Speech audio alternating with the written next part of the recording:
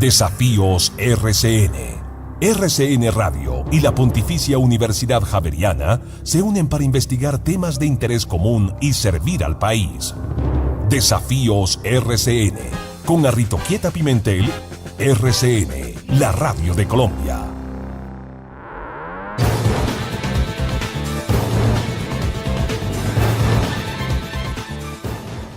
Una investigación sobre la leucemia linfoblástica realizada por el Instituto Nacional de Cancerología y la Universidad Javeriana le va a permitir a los especialistas y pacientes conocer el nivel de riesgo de la enfermedad que sufre, lo que les podría proporcionar herramientas para enfocar un buen tratamiento y aumentar su calidad de vida.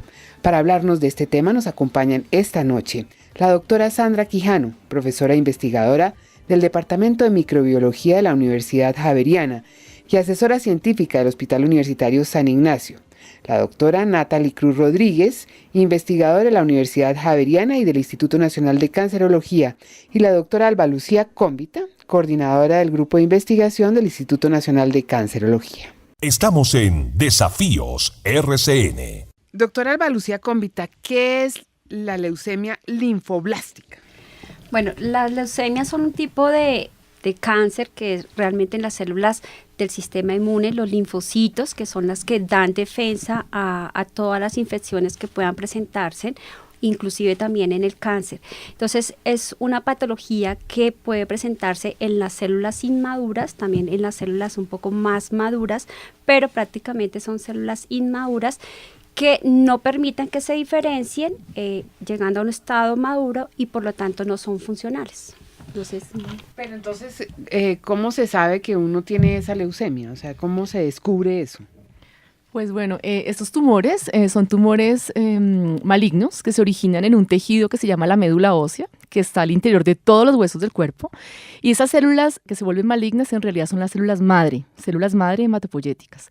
Entonces las células madre, que son las responsables de originar todas las células que circulan por todos nuestros tejidos, esas células se transforman en células malignas y se transforman en malas o malignas porque adquieren, por ejemplo, una gran variedad de alteraciones genéticas, daños en los genes, mutaciones, por ejemplo, que hacen que esas células crezcan de forma descontrolada, que ocupen esa médula en números muy grandes y el paciente empieza a tener unos síntomas y unos signos que demuestran que tiene esa enfermedad. Entonces, por ejemplo, el paciente desarrolla anemia, y el paciente se cansa, se siente débil, no respira bien, se afectan las plaquetas, entonces empieza a tener morados, sangrados, y él consulta al médico porque se siente físicamente muy débil, muy mal. Y ahí es donde empieza todo el proceso de diagnóstico de su enfermedad.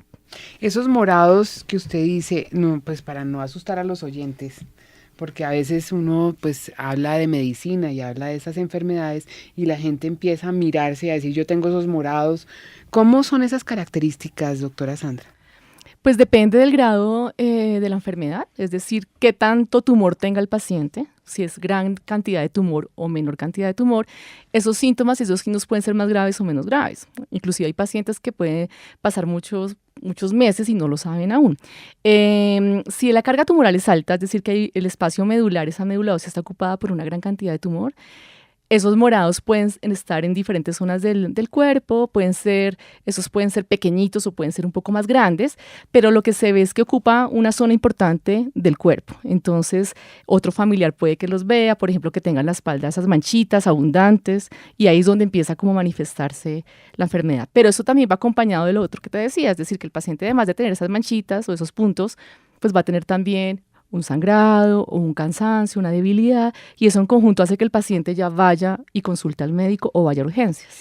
Bueno, doctora Natalie Cruz, ustedes hicieron una investigación sobre este tipo de leucemia. ¿En qué consistió esa investigación? Bueno, nosotros trabajamos en leucemias agudas, específicamente leucemia linfoblástica aguda de precursores B, que como decía la doctora Alba Lucía, pues la leucemia puede ser o de precursores B o de precursores T, dependiendo del linaje de que se afecte en la médula ósea. Nuestro trabajo fue un trabajo del Instituto Nacional de Cancerología, en colaboración con Louisiana State University en Estados Unidos y con la Pontificia Universidad Javeriana. Esto hace parte de un programa nacional de investigación en leucemias agudas y crónicas. El programa está financiado por Colciencias y lo que nosotros quisimos buscar fue digamos, patrones de expresión génica, alteraciones en los genes que nos permitieran predecir cuál era la respuesta al tratamiento de los pacientes con leucemia linfoblástica aguda B. Lo que ustedes hicieron fue investigar a cada paciente con sus genes para mirar por qué se produjo esa leucemia. Correcto, sí investigamos a cada paciente, de cada paciente extrajimos de la médula ósea que se le extrajo para diagnosticar su enfermedad. A partir de esa muestra nosotros, digamos, purificamos o aislamos, separamos las células tumorales específicamente, y de esas células tumorales de cada paciente nosotros identificamos cuál era el perfil de expresión de todo el genoma, de los 40.000 transcritos que tiene, es decir, de más de los 20.000 genes que tiene cada uno de los pacientes, cada persona. Digamos, investigamos cuál era la expresión y el nivel de expresión de cada uno de esos genes. No, lo que queríamos hacer no era ver por qué se desarrolló la enfermedad, sino ver si la expresión de esos genes era diferente entre los pacientes que respondieron bien al tratamiento quimioterapéutico y los que no respondieron. Y esto nos podría dar idea de cuáles genes estaban asociados con la respuesta y subsecuentemente con la supervivencia y con el tiempo de vida de los pacientes. Entonces, la idea era ver si algunos de estos genes tenían unas expresiones, pues tenían una expresión aberrante o una expresión elevada o una expresión disminuida que nos permitiera saber desde el momento del diagnóstico si ese paciente iba a tener una buena, digamos, un buen pronóstico o un mal pronóstico de la enfermedad. Y, o sea, lo que usted quiere decir es que de pronto ese tipo de cáncer es genético. Claro, la mayoría de los tumores, ya sea sólidos o leucemias o pues tumores hematológicos, tienen un componente genético fuerte.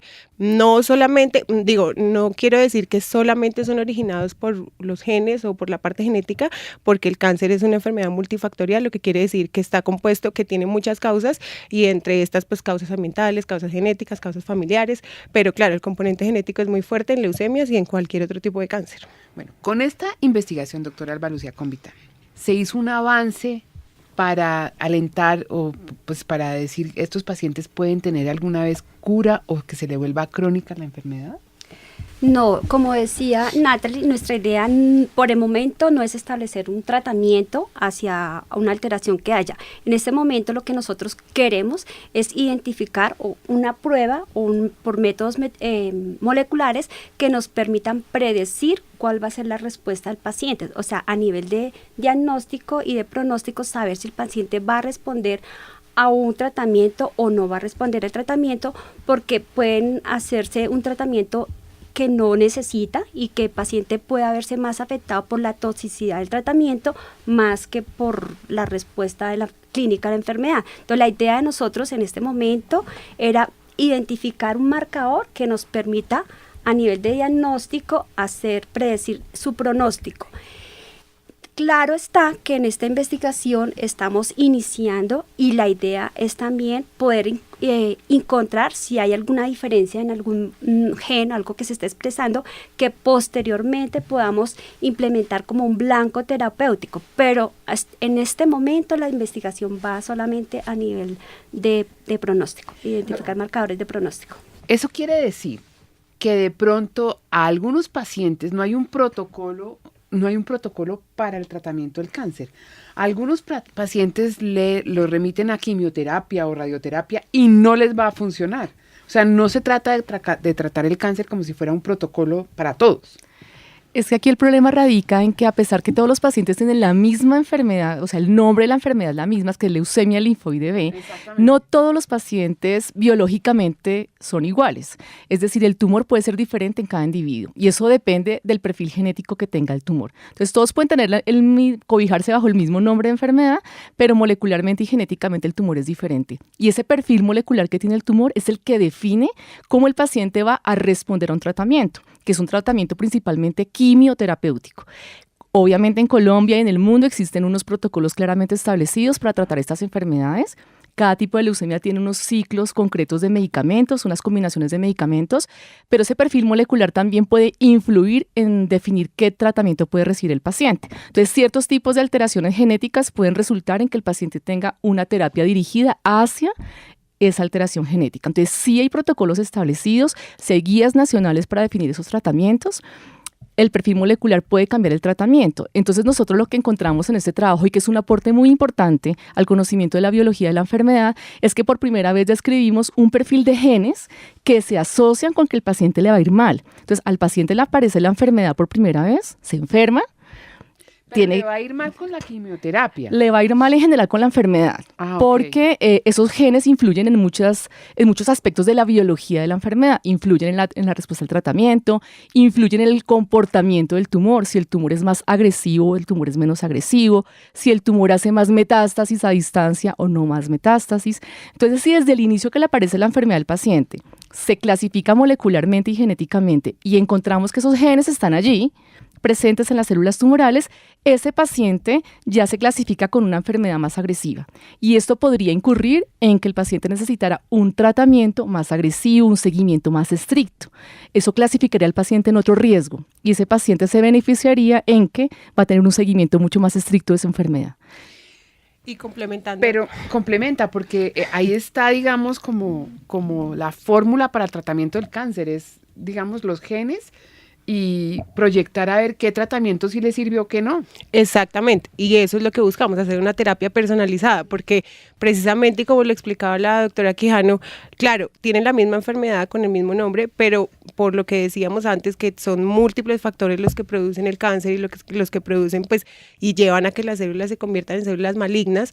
Precisamente todos esos factores pueden diferir y son muy heterogéneos entre los pacientes, entonces pueden tener algunos por razones genéticas o por razones biológicas de las mismas células, por razones morfológicas, etcétera, pueden ser muy diferentes. Entonces, lo que nosotros queremos hacer es que la misma terapia que ya existe sea ajustada según el riesgo de cada uno de los pacientes. Entonces, como decía la doctora Quijano, ya sabemos que este perfil de 3 genes que nosotros encontramos, al estar sobreexpresados en los pacientes con leucemia linfoblástica aguda B, nos puede, pues digamos, nos da información acerca del desenlace y sabemos que si están sobreexpresados los genes en ese paciente, el paciente va a tener una mala respuesta, lo que quiere decir que posiblemente el hematólogo tratante, o sea, el oncólogo tratante, podría, digamos, aumentar la dosis de tratamiento, la dosis de quimioterapia, porque ya se sabe que ese esquema va a ser insuficiente para ese paciente.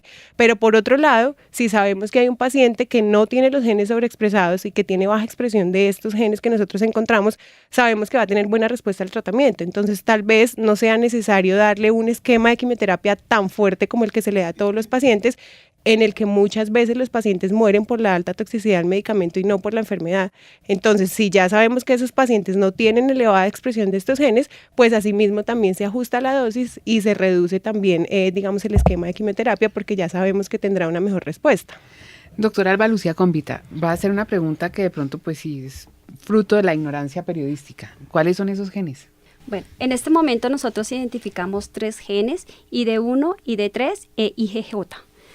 Entonces, estos genes están involucrados en, como decía la doctora Quijano, en algunos procesos que son importantes para que la célula se transforme. Entonces, hay genes que están involucrados en el control de crecimiento, hay genes que están involucrados en apoptosis, hay genes que están involucrados en la renovación celular. En algunas, en las células quiescentes, en las células stem cell, son las que les da la capacidad de nuevamente regenerar el tumor. Entonces, algunos genes que están involucrados en ciclos vitales de las células para continuar su proliferación y su malignidad. Pero digamos, ¿qué características tienen esos individuos que tienen esos genes? ¿Ustedes han podido determinar eso? Bueno, esos pacientes con esos 3 genes que están sobreexpresados, como decía la doctora Cruz, son genes que participan en diferentes mecanismos biológicos en esas células.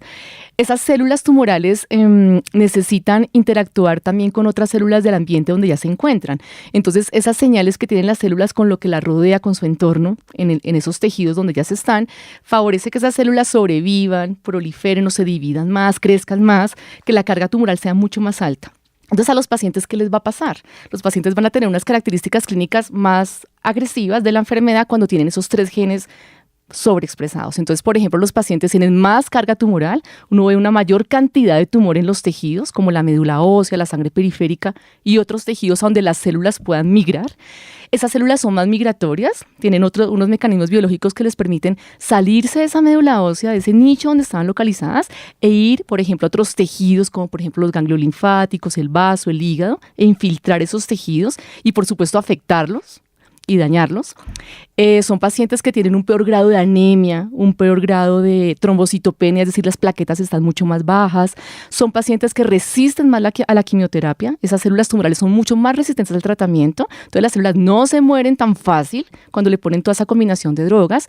Y después del tratamiento, nosotros evaluamos en los diferentes centros donde se atienden pacientes que tienen cáncer por diferentes herramientas diagnósticas si el paciente sí respondió o no respondió a la quimioterapia. Entonces hay diferentes estrategias en el laboratorio que nos permiten conocer si las células tumorales sí se murieron o no se murieron en respuesta al tratamiento. Entonces, cuando esas células tumorales tienen esos 3 genes presentes en la célula y sobreexpresados, esas células son más resistentes y se refleja que cuando hacemos la evaluación post-tratamiento persisten esas células tumorales y eso por supuesto se asocia con un peor pronóstico de la enfermedad, con una peor supervivencia de la enfermedad y más con un riesgo alto de recaer en el tiempo.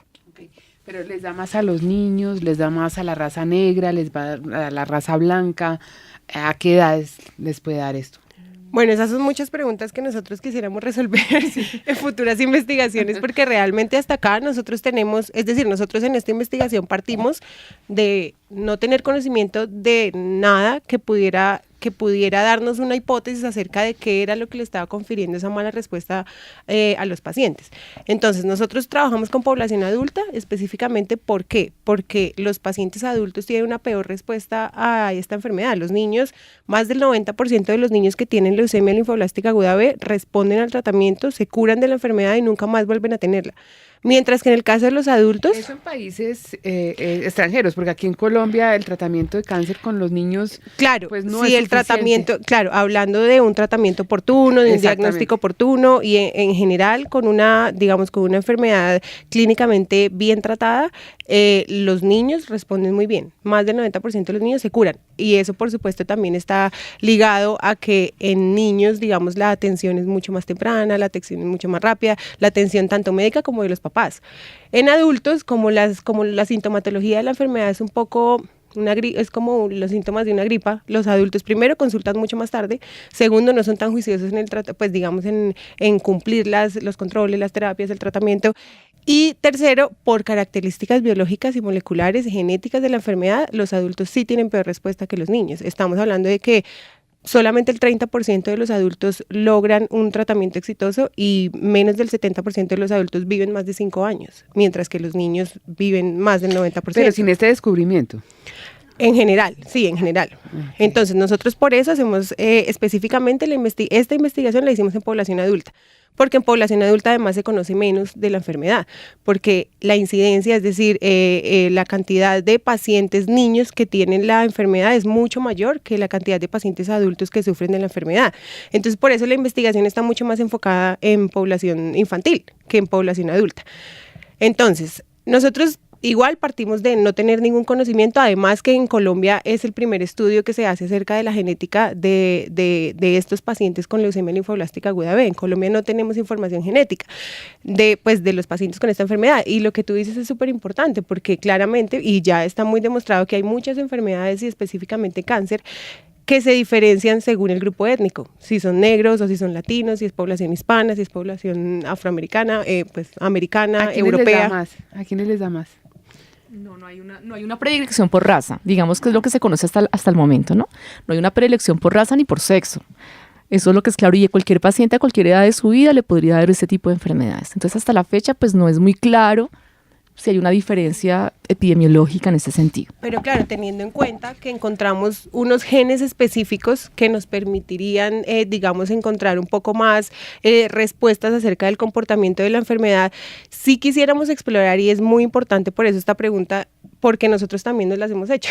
Si quisiéramos explorar si estos genes son específicos de población colombiana o si es específico de población hispana, si es que solamente nos da los latinos, o sea, mejor dicho, si es que solamente la sobreexpresión de estos genes puede predecir un peor pronóstico en población latina, o si también podría predecirla en población afroamericana, en población europea, en población asiática, eso no lo sabemos. Obviamente son estudios que se tienen planeados para seguirlos haciendo y pues seguir encaminando la investigación, pero por ahora eso no lo podemos hacer. Uno de los puntos que nosotros partimos cuando se planteó el proyecto era precisamente eso. Vemos que en países desarrollados la respuesta clínica de todas maneras es mucho mejor que en Colombia. Entonces queríamos saber si existían características ya biológicas de la misma población que nos pueden explicar por qué la respuesta de nuestros pacientes es menor que en los pacientes en países desarrollados. No solamente porque haya falta de oportunidad al tratamiento, sino porque en verdad existan características diferentes de nuestra población. Ustedes se ganaron 2 premios. ¿Por qué se ganaron esos 2 premios? Y voy a decir cuáles son los premios. Uno, el premio de la Academia Nacional de Medicina del 2016 en área de ciencias clínicas y experimentales, y el otro, el primer puesto ganador del mejor trabajo de las 5ª jornadas de investigación en cáncer. ¿Eso quiere decir que se están acercando, digamos, a tratar mejor los pacientes? Bueno, un poquito cerquita sí estamos. Están no cerca. Mucho, no mucho. No generemos falsas expectativas. Exacto. Pero me parece que estos avances pues dan como una mayor esperanza a la gente que pues en este momento sufre de la leucemia linfoblástica. Sí, claro, es un avance y es una primera aproximación a un camino muy largo que hay que recorrer, muy, muy largo, hasta llegar pues a encontrar, digamos, un tratamiento que podamos estar seguros de que va a ser efectivo, o que podamos encontrar algo que realmente nos diga este paciente va a vivir más que digamos, llegar hasta allá pues es un camino largo que todavía nos falta recorrer. Pero creo que sí, los premios han sido precisamente porque es sobre todo la primera experiencia que tiene el país acerca de la información genética de los pacientes con este tipo de enfermedad. Las técnicas que usamos también son novedosas, y eso pues es algo que tal vez por eso en Colombia no tenemos esa información, y es porque no tenemos las técnicas acá, no tenemos, digamos, las personas con la experiencia para hacer el análisis sobre todo de estas, digamos, de estas técnicas novedosas que incluyen el análisis de tantos y tantos y tantos datos, todo el genoma de un individuo, y si incluimos que son muchos individuos por cada estudio, pues por supuesto es algo a lo que no habíamos tenido la oportunidad de acceder hasta este momento, y por eso tal vez pues es la relevancia del trabajo nuestro, porque es la primera vez que en Colombia se describe algo así, porque también hemos tenido la colaboración de entidades internacionales que nos ayudan con esto, como Louisiana State University, con la ayuda del doctor Giovanni Zabaleta, es un colombiano, por cierto, que es investigador en Estados Unidos y ha estado muy al tanto de toda nuestra investigación, muy metido, digamos, en todo esto del análisis de los datos. Él tiene amplia experiencia en esto, y yo creo que es por eso, porque el impacto es sobre todo la novedad y el aporte que tiene esta investigación, sobre todo abrir un camino y abrir una línea de investigación que en un futuro nos lleve a todo esto que queremos, que es ya tener como respuestas más concretas acerca de la enfermedad. Otro aspecto que también es importante resaltar es que este es un trabajo que se hizo en conjunto, no solamente fue liderado pues por el instituto. Vemos que existe la importancia de tener la colaboración. En este momento tenemos el apoyo de acá de Sandra Quijano, que es de la Universidad Javeriana, que contamos con su gran experiencia, como comentaba también Natalie, el apoyo que tenemos de la Universidad de Luisiana, quien tiene en la parte técnica y nos ha apoyado también. O sea, llevar todo este proceso en colaboración pues nos ha permitido llegar un poquito más, avanzar un poquito más en el conocimiento, y pues la idea es que de esto sigamos en colaboración para encontrar nuevos hallazgos, hacer nuevos hallazgos. ¿Estamos cerca de la cura contra el cáncer?